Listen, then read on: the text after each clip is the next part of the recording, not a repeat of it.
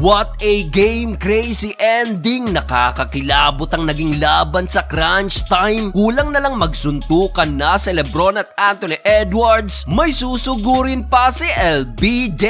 So, pivotal game for Timberwolves kontra sa Los Angeles Lakers. Will first 7 points ng Wolves galing lahat kay Julius Randle na agad din namang sinagot ng first 5 points din ng Lakers mula kay Hachimura. Matapos siya, naging agresibo din agad si LeBron James offensively na napakainit na kumana ng 9 straight points. A must win para sa Lakers, kaya naman napastep up din ng maaga si Luka Doncic. This time mas mainit na 13 straight points naman ang naitala ni Luka, shooting 5 of 9 sa field. Dahil dyan under a minute mark, lumobo agad ang lamang ng Lakers sa double digit. Kaso nakabawi ng 6-2 nating run ng home team sa dulo galing lahat kay Anthony Edwards. Baba sa 4 ang lamang ng Lakers, 32-28.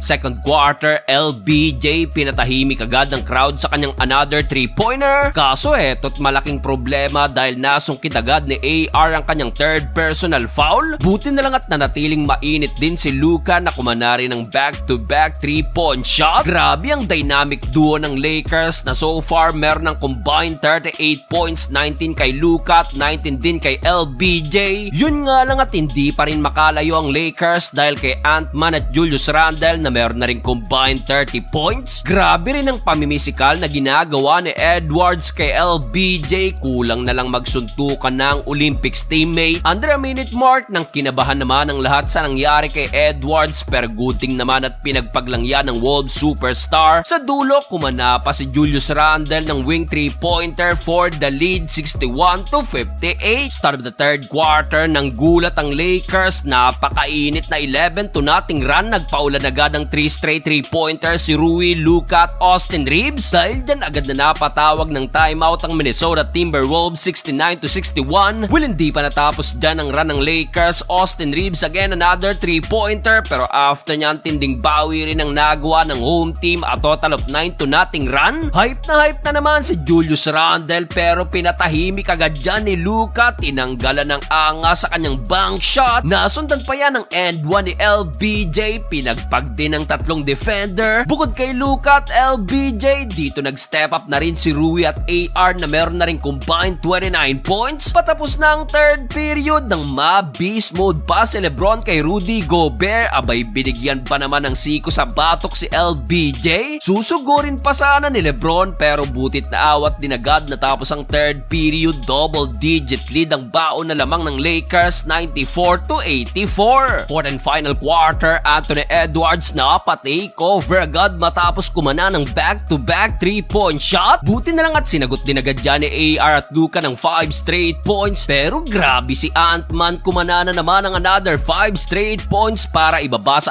4 ang lamang ng Lakers. Under 4 minutes, Nasrid binaba pa yan sa 2 at napasabit pa ni Edwards si Luka, kaya dito nakuha na ng Wolves ang lamang 105-104. Rui Hachimura kumana ng pamatay sunog wing 3-pointer. After nyan, sumagot na naman ng 6 straight points ang Wolves mula sa 3 ni Nasrid at end 1 ni DiVincenzo. Grabing laban to dahil matapos yan, sumagot na naman ng another back-to-back 3-pointer ang Lakers mula kay AR at DFS. Crucial block din ang nagawa ni LBJ, 113-111. Wala nang isang minuto, Jaden McDaniels and 114-113. Crucial call pang tinawag kay Lebron sa play na to at naiangat pa ni Edwards ang lamang sa 3, 116-113. Pagkakataon ng Lakers, kaso nagmintis itong game-tying 3-pointer ni AR. Sa huli, laking advantage ang nakuha ng Wolves, 3 wins to 1.